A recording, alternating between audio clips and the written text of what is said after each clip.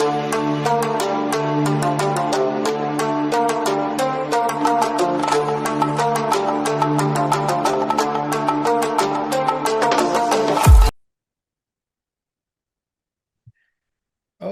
hello everybody, and welcome to this conversation, which is Hypia and the Hyperpolyglot activist.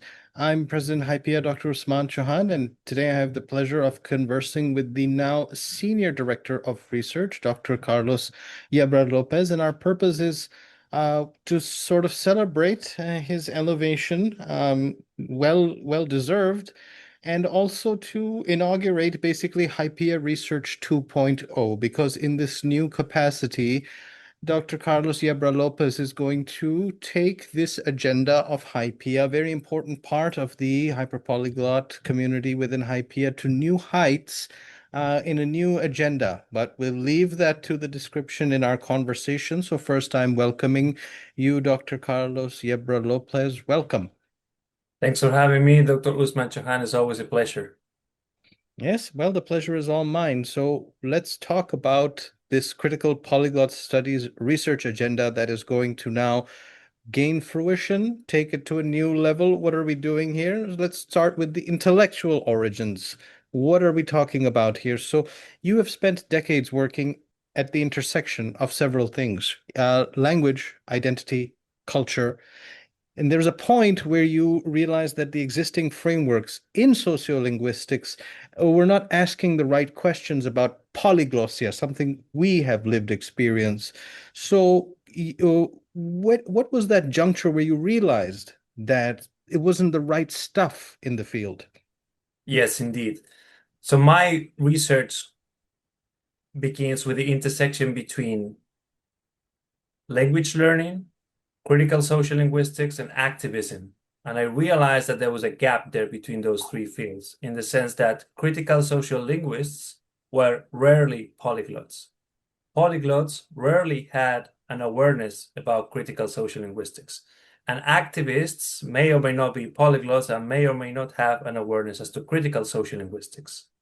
So bringing those three together, I came up with the idea of critical polyglot studies, which, as I said, works at the intersection between critical social linguistics, hence the adjective critical, polyglossia, hence polyglot, and then academia, hence studies, with a view towards activism, towards making a real impact in the world out there. Hence the slogan of my initiative, the Hyperpolyglot Activists, learn languages, make a difference, right? And Hypia research operates at the intersection between the Hyperpolyglot Activist and Hypia. And the core idea here is that polyglossia is not just a cognitive or neurological achievement. It's also a social and political fact with ideological and economic implications that haven't been discussed within critical social linguistics. Hence the need for a sub-academic discipline that we can term critical polyglot studies, and that corresponds with the title of our book. It certainly does. I'll also remind the audience that there are videos of Dr. Carlos and myself conversing where we sort of planted the idea, and then the perfect triad described here between the activists, the practitioners, the day-to-day speakers, and the scholars. This is the triangulation that is attributable to Dr. Yebra Lopez. Now, let's say this field emerges. It has. What did you want Critical Polyglot Studies, CPS? What did you want it to achieve that other work had not done? So first we say, okay, we identified a gap. The solution we have presented, what is it that you wanted to do? Mhm. Yes, so the first step is already accomplished, which was the publication of a seminal work, which is this book here, Critical Polyglot Studies, of which I'm sure you also have a You mean copy this one? somewhere. There you go. Yes. Okay. And there we did, as you said, rightly, a section about diagnosis and a section concerning prognosis. The diagnosis came down to what we call the polyglot matrix and the polyglot industry and how they work in dialectical fashion. The polyglot matrix is the ensemble of assumptions about language learning, which are ideologically pernicious and empirically inadequate. And the polyglot industry is the ensemble of four sectors, meaning social media, language learning platforms, printed media, and language learning meetings, all of which have inbuilt assumptions about language learning and reproduce social inequalities and power inequalities. And so that's what we diagnose in the first part of the book. In the second part, we talk about the prognosis. What can we do about it? And we can intervene, and we have been intervening from the perspective of our own initiatives, the Hyperpolyglot activists, my own initiative, and Hypia, your own initiative. And then within Hypia, we have an academic subsection, which is Hypia research. Yeah, We're well, that trying, leads to the yes, next point, actually. yes. Let me add to before you build on it, let me cut you through on that, which is now you're senior director at Hypia, and you will have an intellectual home for this work on CPS. So take it from there. In this new Yes. capacity, where are you taking it? So we are doing at Hypia is we have about 500 members, if I'm not mistaken. And so Hmm. we want a very select group of those members who are research inclined to partake in the academic subdiscipline of critical polyglot studies and take it to the next level. So what we need is for members to acquire the book. I didn't say purchase, it means acquire. It can be through a library, it can be by different means. To then do a research profile interview for Hypia research. People come to Polyglossia from different fields, and all of them have a place in critical polyglot studies as long as they partake in this critical lens. And then create a research community called Hypia Research Community, where we communicate privately.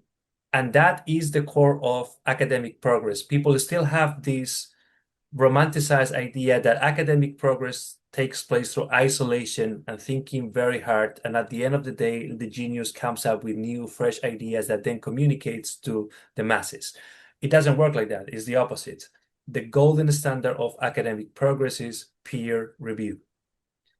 And peer review means iron sharpens iron. It means we come together as a community, not just to chat casually, but to ask hard questions, deep analysis, and to refine our respective publications. And that's what we're going to do in Hypia Research. We're going to advance our respective articles, book projects, etc., all of which have in common being rooted in critical polyglot studies.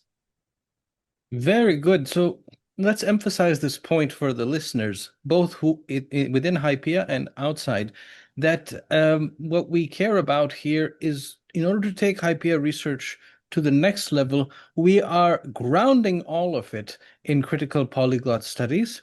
And they may have ancillary projects, but again, it's this community now, the same ethos as Hypia as a whole, peer review, working on taking this research forward. Conference papers, working papers, journal articles, further books, all of that. But we take it from this step. You use the word seminal. So CPS, which we co-authored, is a seminal text. And all research has to proceed in this little subdomain from that seminal text. You can't have another seminal text. This is it. We want to take Indeed. it from there. This is what Hypia Research 2.0 is. Can you confirm that and can you build on that vision? Yes, and I want to clarify that this is different from fetishism of the book. The book comes because there was a gap identified. And so Yes. what matters is that people share this root idea that polyglossia is not just a cognitive achievement, but it's a social and political fact with ideological and economic implications. That's what we need everybody to agree on. The book comes after as a subproduct, and that's why people need to acquire it, because it systematizes that intuition and breaks it down in detail. So it's not really Okay. about the book per se, but about what the book represents, right? So Hmm. it doesn't matter whether the members of Hypia Research 2.0 are independent scholars or they have an institutional affiliation or a university affiliation. What matters is that they are research inclined that they understand that this is an ambitious and serious endeavor, and that research inclination intersects with a critical perspective on polyglossia as not only a cognitive achievement, but also a social and political fact with ideological and economic implications. That's all there is. Right. So if that is the clarification, and we understand that the book is ancillary but important, then what Mhm. kind of work do we envisage? What work would you expect Right. to be done within Right. this? Right. So there's a number of things that we are going to do, all of which come down to peer review, as I said. So based on peer review, we can advance individual projects, meaning, say you're writing an article about an endangered language in Guatemala, and you want to approach that from a critical perspective. Then you can join the group to just develop that article as part of our research agenda.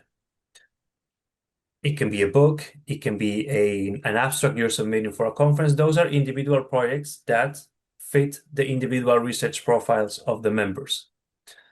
Another thing we're going to do as a group is an annual conference, a critical polyglot studies annual conference, from which we hope to extract proceedings that will then be published in an edited volume. That will be about critical polyglot studies with different case studies, but all rooted in that common framework. And then we can have individual consultations as well. So part of what makes us academic researchers is that we have a PhD training, an academic background. We've been here before. We've published several books. I think between both of us, around 15 to 20 books Yeah, in probably. most prestigious publishing houses such as Routledge.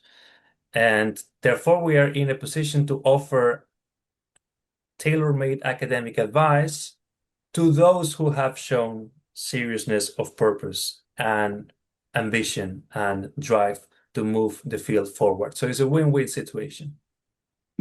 So I take some key takeaways from this are that it's serious business. We have that training and we want to deploy that in the service of the critical approach to understanding polyglossia as well as linguistics issues. But there are some tangibles we are envisaging. One is a conference. This will be a Yes. big deal. And the proceedings of this should be of a requisite standard that we should then work on an edited volume. Like there's concrete Yes. stuff that people joining Yes. should be appreciative of. And the people joining, there's one important thing that we have been considering.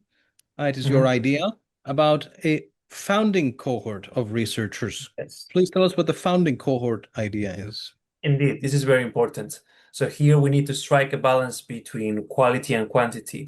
I said before that Hypia membership currently is about 500 members. We aim Mm. for a founding cohort of up to 25 members, meaning in no way, shape, or form do we go above 25 members. It can be less, but it can be no more than 25 members. So if you think about it percentually, it is between 1% and 5% of the total Hypia membership. We might Mm. go from 5 to 25 up to 25 for the first year.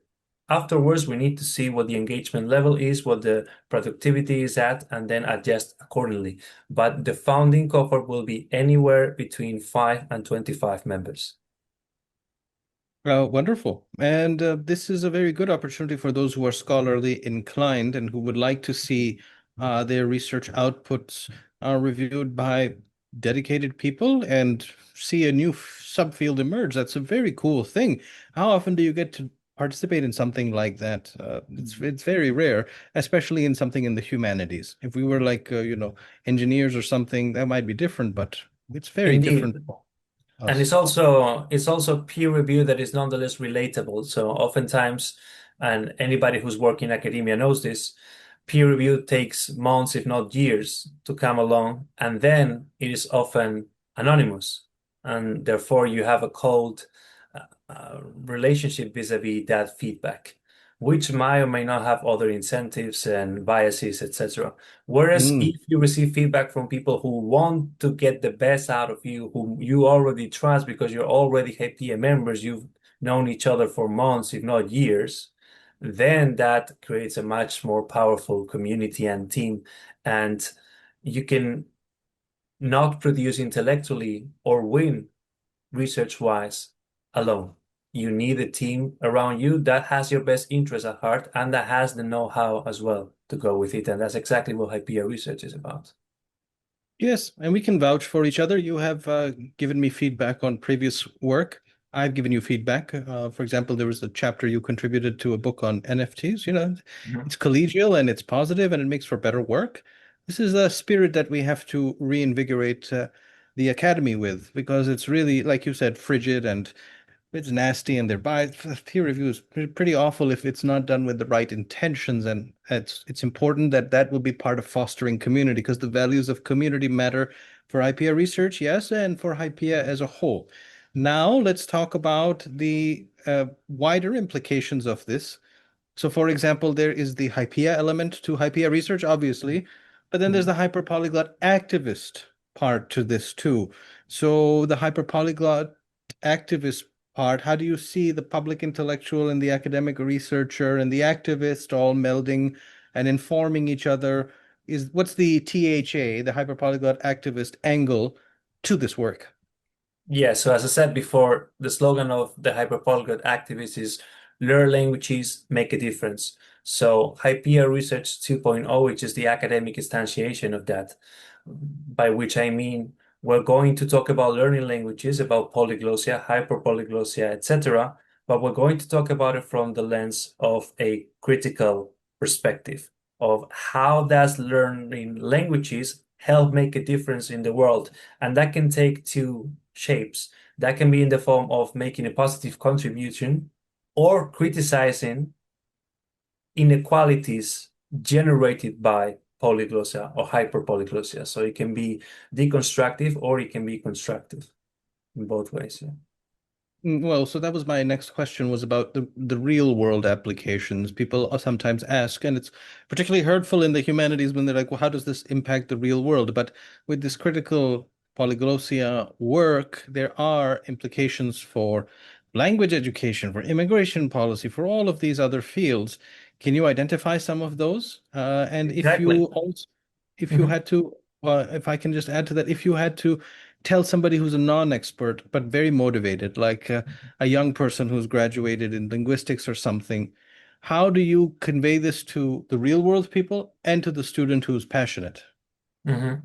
Yes, it all goes down to the difference between the polyglot matrix and the polyglot industry, which we discussed before. Anytime you are attacking an ideology or ideological unit or item of the polyglot matrix, that can be traced back to its operation within the polyglot industry, within one of these four sectors. For instance, if you think about the ideology that languages ought to be separated in autonomous, self-contained entities we call language, then you can just go to an app as simple as Duolingo and see that instantiated, right? Spanish is completely different from Portuguese, which is completely different from French, even though we know that distinction to be not as neat as that. Mm. If you go and criticize the language ideology that one language corresponds to one flag, otherwise known as flagism, then you can see that also instantiated in virtually in any language learning course that you take when you go to your local language learning meeting and people represent the languages that they speak through flags. So any critical and academic discussion has an instantiation in the real world that you can see almost immediately. And that's what makes this research so rewarding because there is no Marxist alienation here. You can see the end product of your work. Wonderful. And let me just share a personal anecdote. A few hours ago, like 4 hours ago, I was at a reception held by an embassy, and I met a Pakistani Mhm. young lady who actually is, very talented with languages, would qualify for Hypia. But all of the things that CPS has taught me, they all hit me like the accentism, the flagism, all of those, those ticks came in. And it shows me how much I have learned through this journey. CPS actually teaches you a lot about what is out there. And I realized that there's people who are so plugged into the matrix that I don't even know where to start. So, of course, there are those types of people who then want to remedy the situation and start lecturing. I didn't do that, but the ticks in my mind from how much I have learned through this process of Yes. seeing CPS Yes. develop. It's so valuable for me, but then it shows me that I've been wired out of the matrix, and there are Yes. people who are so embedded in it that it is really, really hurtful just to deal And with this. yeah, it's something that you cannot unsee. Once you understand how languages work, you cannot possibly go back to your uncritical perspective from the Jahiliyyah times. And this is important because when we speak about ideologies, some people may have the assumption, may make the assumption that we're talking about something dark and bad intentioned, etc. But no, most of the ideology reproduction we criticize takes place through well-intended acts. I'm pretty sure the person you encountered today was a well-intended person. So are the people who post online and say, non-native speakers the same rights, deserve the same rights when they do a job application than native speakers. That is a well-intended statement, but it's still a factually wrong statement and ideologically pernicious one. Because in criticizing job market conditions rightly, you have reproduced the ideology that there are native speakers and non-native speakers, which has caused the problem to begin with. So Yes. that's another very important element. No, it's well said. And the most painful thing about this is when you do encounter people who are so deeply embedded in the matrix, they may be well intentioned, like they're not evil people, but they're Mhm. so far back in the beginning of their journey that you don't even know where to start. And you have that 1,000-yard stare, the horror of just like there's so Right. much burden of knowledge. Is why we have Yes. to develop this. And In that's why there's an outreach element to this, that getting CPS across, building a team, let's get the scholarship out there, let's get the message out there. Like otherwise, a whole life will be spent interacting with people with the 1,000-yard stare. Like I don't even know where to begin to converse with people who right. have no Yes. idea about this. Right. And that requires a lot of social calibration and pedagogical intent. Because if you go too far and start by saying, no, you don't know what you're talking about, listen, this is the truth, then it's not going to work. You have to lead them by the hand. And it's kind of always reminds me of chapter 7 of the Republic from Plato. There are people chained to the wall that are watching screen.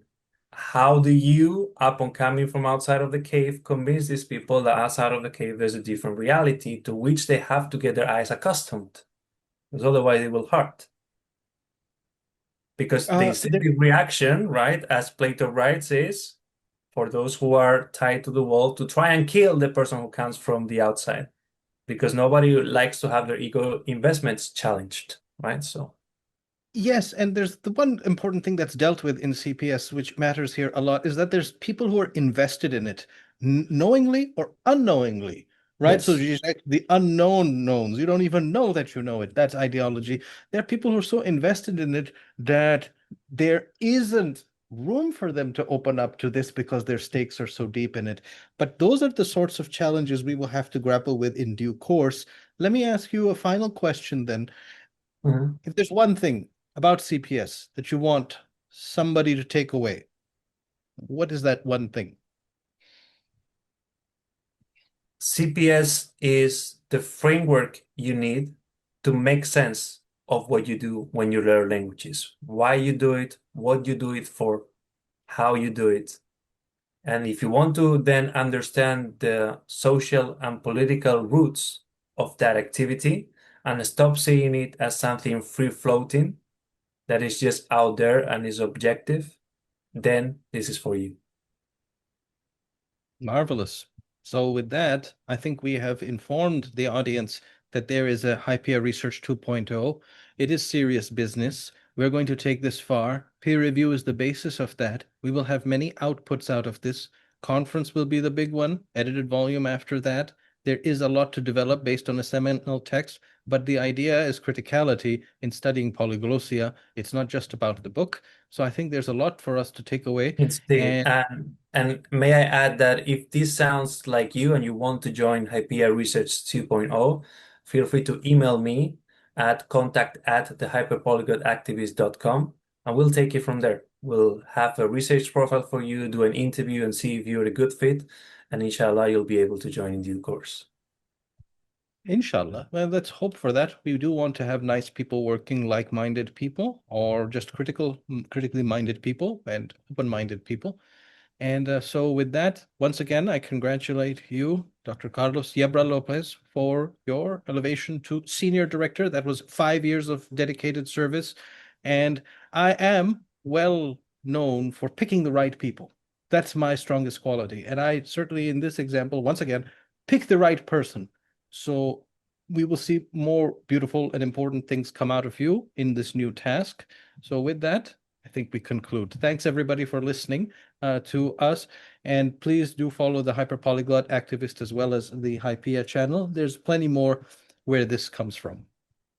Thank you very much, Dr. Usman Chauhan. A pleasure as always, and congratulations on Hypia once more.